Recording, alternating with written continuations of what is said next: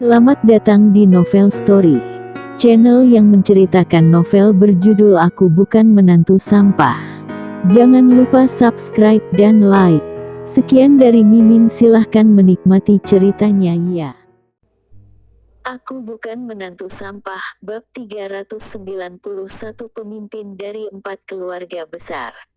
Pria berbaju hitam berkata dengan dingin, keluarga Jiang juga tidak bisa. Nyonya Besar Jiang berkata dengan marah, sangat berani, bahkan keluarga Jiang di kota Wasa juga berani mengabaikannya. Aku ingin melihat apa identitas Rocky. Setelah berbicara, dia berkata, lakukan. Beberapa pengawal keluarga Jiang bergegas maju, tetapi dalam 3 detik dikalahkan oleh pria berbaju hitam.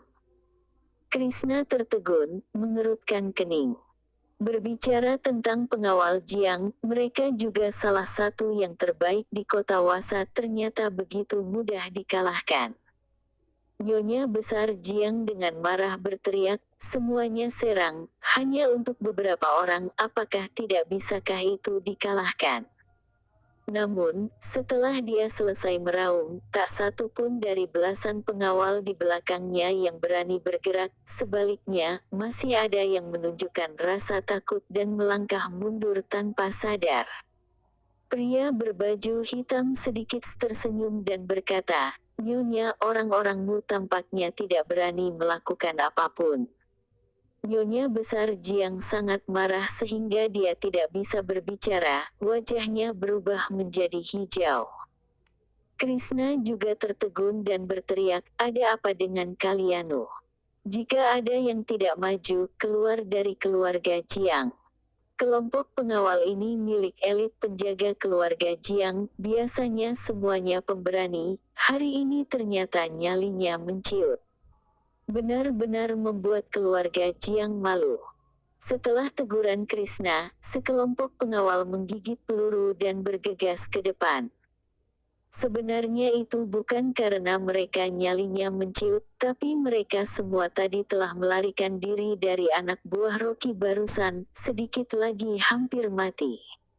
Setelah melihat keterampilan menakutkan Rocky, sekarang mereka mendengar bahwa orang-orang berbaju hitam ini adalah bawahan Rocky, tidak memprovokasi. Sekelompok yang disebut pengawal elit keluarga Jiang, secara alami terlempar ke tanah lagi. Wajah Nyonya Besar Jiang sebentar berwarna hijau lalu putih, dan hatinya sangat marah. Benar-benar memalukan. Rocky terlalu gila, keluarga Jiang telah menghargainya untuk kerjasama, dia ternyata tidak berterima kasih dan sangat sombong.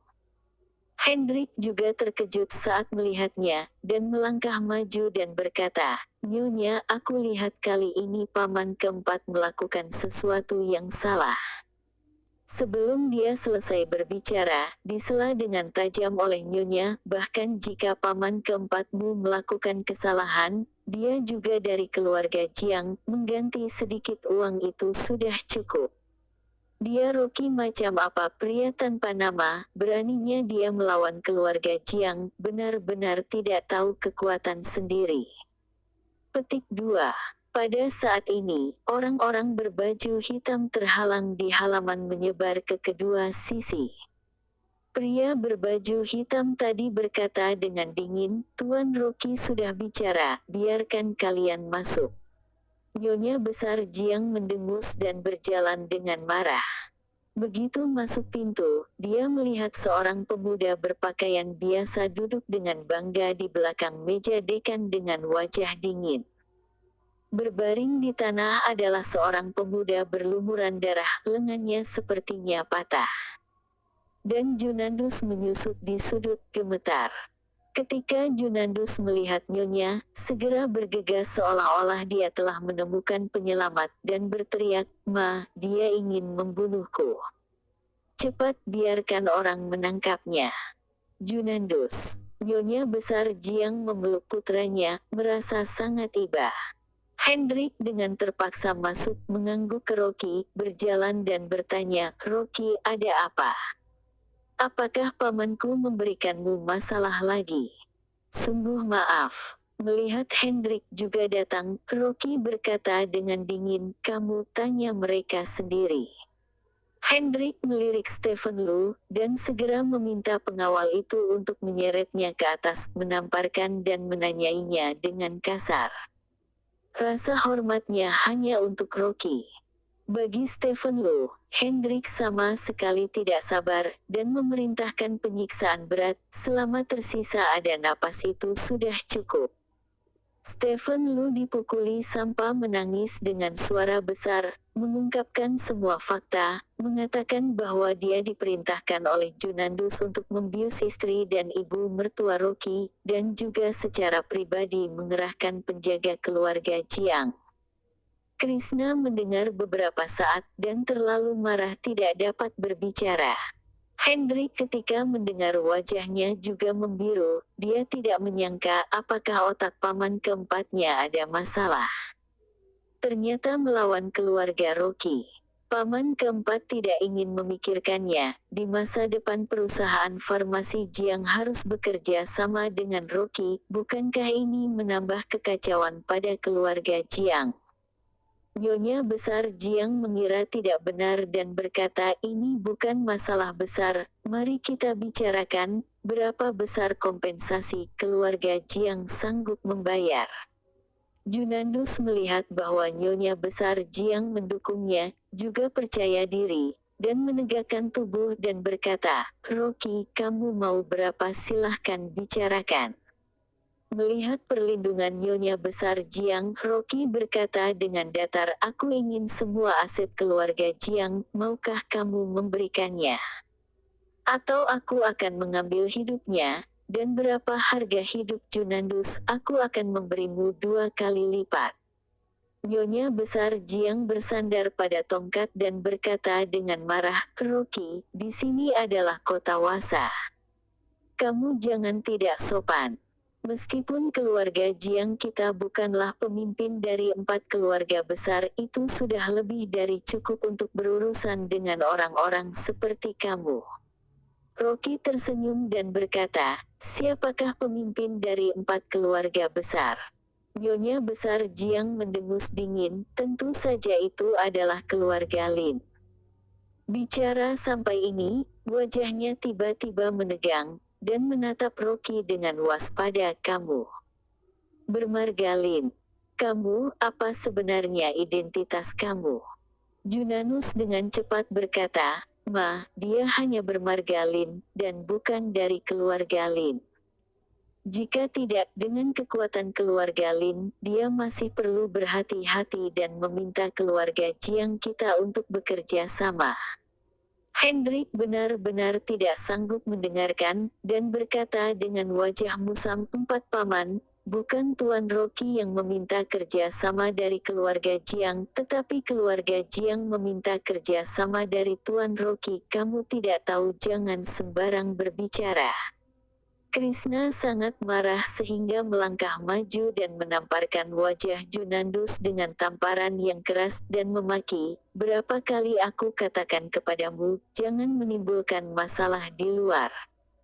Kamu segera meminta maaf berlutut kepada Tuan Rocky." "Kakak," Junandus dengan marah berkata, "apa status keluarga Jiang kita di kota Wasa, masih perlu takut pada Rocky orang dusun? Selain itu, penyakit papa telah sembuh, dan tidak perlu bertanya lagi padanya."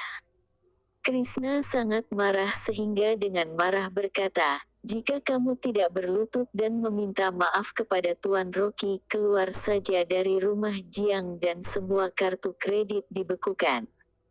Setelah selesai berbicara, dia dengan tegas berkata kepada wanita tua itu, "Ma, jangan memanjakan saudara keempat lagi, itu salahnya." Hendrik juga dengan dingin berkata, "Paman keempat, kali ini kamu benar-benar tidak boleh." Junandus merasa kesal, membenci kekejaman Krishna dan penganiayaan Rocky, tapi tidak punya pilihan, hanya bisa dengan terpaksa berjalan ke Rocky, berlutut, dan berkata dengan wajah sedih, "Tuan Rocky, aku salah." Krishna juga bergegas maju dan berkata sambil tersenyum, Tuan Rocky, adik laki-laki keempat, tidak tahu apa-apa dan hampir menyebabkan malapetaka. Aku tidak mengurus adik laki-lakiku dengan baik, mohon Tuan Rocky memaafkan. Keluarga Jiang bersedia memberikan 10% saham pengobatan tradisional negara kepada Tuan Rocky untuk disetrum. Mohon Tuan Rocky mengampuni, aku pasti akan menghukum Junandus dengan berat. Stephen Lu, yang lumpuh di tanah, pupil matanya membesar karena terkejut. 10% dari saham pengobatan tradisional negara adalah ratusan juta. Selain itu, ternyata Krishna meminta maaf kepada Rocky. Junandus juga berlutut di depan Rocky dan mengakui bahwa identitas Rocky begitu tinggi. Bahkan keluarga Jiang seperti ini, bukankah dirinya akan menjadi lebih tak bernyawa? Setelah Krishna selesai berbicara, memarahi Junandus bersujud pada Tuan Rocky. Terima kasih telah menonton, jangan lupa like, komen dan subscribe ya teman-teman agar saya semangat melanjutkan novel ini. Jika ada yang kurang baik silahkan komen di bawah agar saya memperbaikinya. Sekian dan terima kasih ya.